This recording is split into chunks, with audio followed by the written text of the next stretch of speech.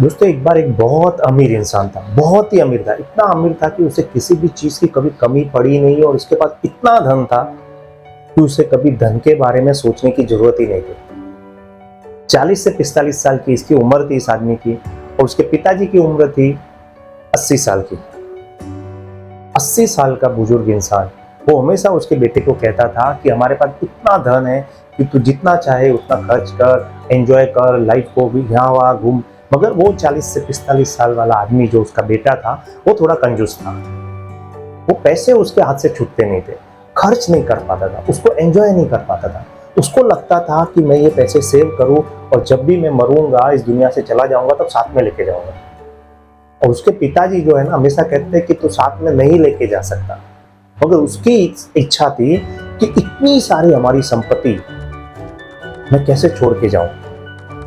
तो वो हमेशा सोचता था कि कुछ तो तरीका होगा कि ये जो संपत्ति है ना, मैं जब मरूं तब इसको साथ में लेके जाऊं। तो उसके पिताजी को उसने पूछा कि कोई तो ऐसा तरीका होगा कि जिससे मैं ये जो संपत्ति है हमारी करोड़ों रुपए की, अरबों रुपए की, वो मैं साथ में लेके जाऊं। उसके पिताजी ने कहा ऐसा कभी हुआ नहीं, आज तक कोई भी इंसान इस धरती पे संपत्ति को साथ में नहीं ले जा सका, तो हम कैसे ले जा सकेगा, तू कैसे ले जा सकेगा।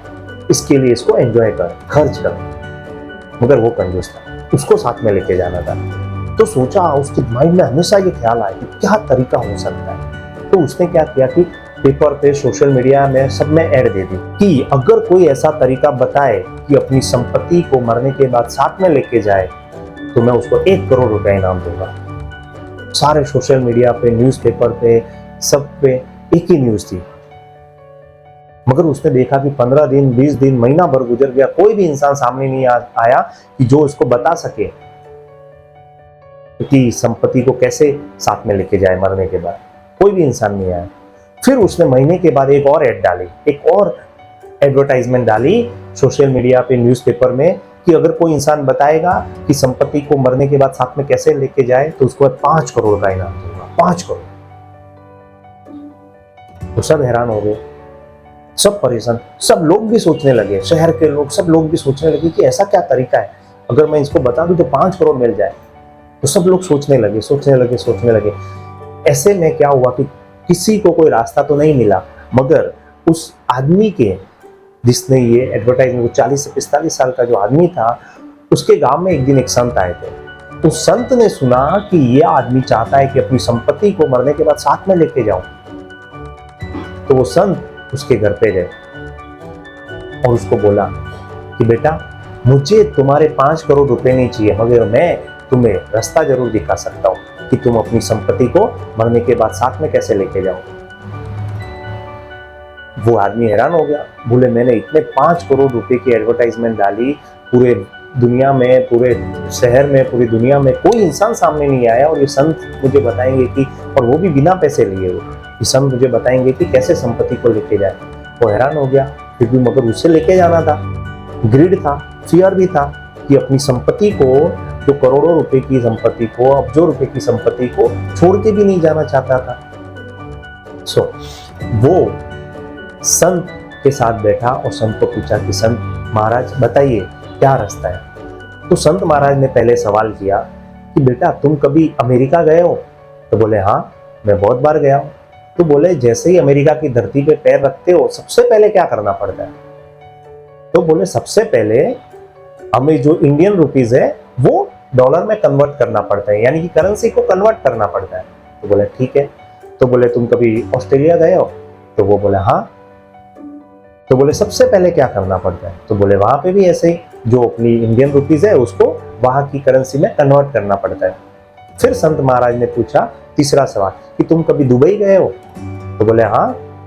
तो बोले सबसे पहले क्या करना पड़ता है? तो बोले क्या महाराज आप बार बार यही, वो भी इरिटेट हो गया था वो आदमी। तो बोले क्या महाराज आप बार बार यही सवाल पूछ रहे हो कि क्या करना पड़ता है, वो देश में क्या करना पड़ता है? सबसे पहले किधर भी जाओ, कोई भी देश में जाओ, सबसे पहले अपनी करेंसी को वहां की करेंसी में कन्वर्ट करना पड़ता है। तो बोले तुमको इतना तो पता है? तो बोले सबसे पहले यही चीज आपको करनी है, जब तुम ऊपर जाओगे ना तो वहां की करेंसी को कन्वर्ट करना पड़ेगा, और वहां की करेंसी को कन्वर्ट करने के लिए एक ही रास्ता है, वो है पुण्य का रास्ता, वो है अच्छे कर्म का रास्ता। वो आदमी हैरान हो गया कि संत क्या बता रहे हैं।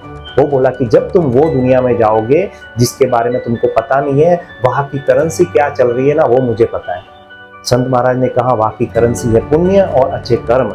जब तुम्हारी जो संपत्ति है इसको दान में, चैरिटी में, अच्छे कामों में, पुण्य के कामों में लगाओगे तो ये करेंसी मरने के बाद भी कन्वर्ट होके तुम्हारे साथ आएगी और ऊपर तुम्हारे पास तुम्हारे साथ रहेगी।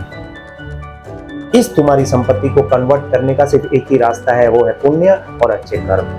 वो बोली, जैसे ही संत महाराज ने ये बात कही ना, वो आदमी हैरान हो गया। वो आदमी को समझ आ गया अब मुझे क्या करना है, किस तरह से मुझे ये संपत्ति को ऊपर लेके जाना है, वो उसको रास्ता मिल गया।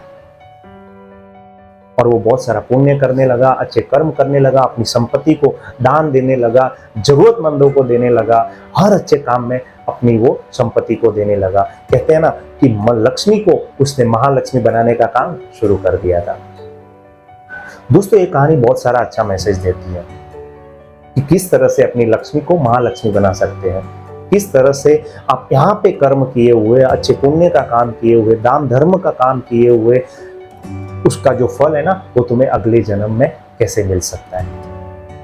दोस्तों ये वीडियो, ये कहानी कैसी लगी इसके बारे में कमेंट करके जरूर बताइएगा। और अब तक अगर चैनल को सब्सक्राइब नहीं किया हो तो सब्सक्राइब जरूर कीजिएगा। और ये वीडियो, ये मैसेज अपने दोस्तों और अपने रिलेटिव्स को शेयर कीजिएगा, ताकि ये मैसेज, जो ये अच्छा मैसेज है ना, वो ज़्यादा से ज़्यादा लोगों तक स्प्रेड हो सके। Thank you.